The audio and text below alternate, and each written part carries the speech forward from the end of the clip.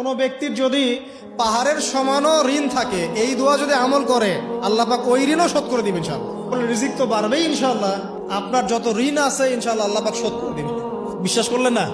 এই দোয়া শিখাই দিচ্ছি, এই জন্য আমাকে হাদিয়া দেওয়া দরকার, স্পেশালি আমাকে এখন হাদিয়া দেওয়া দরকার। এটা গুরুত্বপূর্ণ দোয়া শিখাই দিচ্ছি।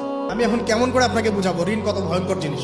আপনি যে ব্যাংক থেকে 3-4 কোটি টাকার লোন নিয়ে রাখছেন, লাখ লাখ টাকা লোন নিয়ে বসে আছেন, দিব্যি সুখে বসে আছেন, এমন চিন্তায় যে আপনার মৌত হবে না।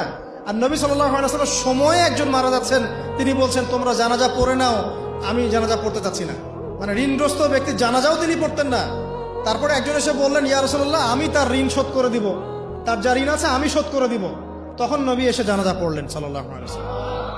আল্লাহ পাক বলেছেন, শহীদ আল্লাহর পথে যুদ্ধ করে শহীদ হয়েছে, এই ব্যক্তির আত্মাও ঝুলে থাকে যতক্ষণ পর্যন্ত না তার ঋণটা শোধ করা হয়। এখন সেই দোয়া শিখাচ্ছি আপনাদেরকে, যে দোয়া শিখলে আপনারা ঋণ থেকে বাঁচবেন ইনশাআল্লাহ।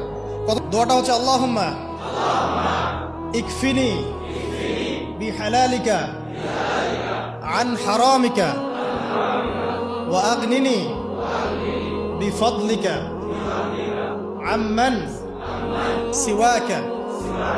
এই দোয়াটা ছোট না, এটা মুখস্থ করবেন, সেজদায় পড়বেন, নামাজের সেজদায় পড়বেন, আত্তাহিয়াতু দরুদ শেষ তারপরে পড়বেন, নামাজ শেষে হাত তুলে করবেন, যখন তখন শেষ রাত্রে করবেন, ইনশাআল্লাহ দেখবেন আপনার ঋণ বলতে কিছু থাকবে না ইনশাআল্লাহ।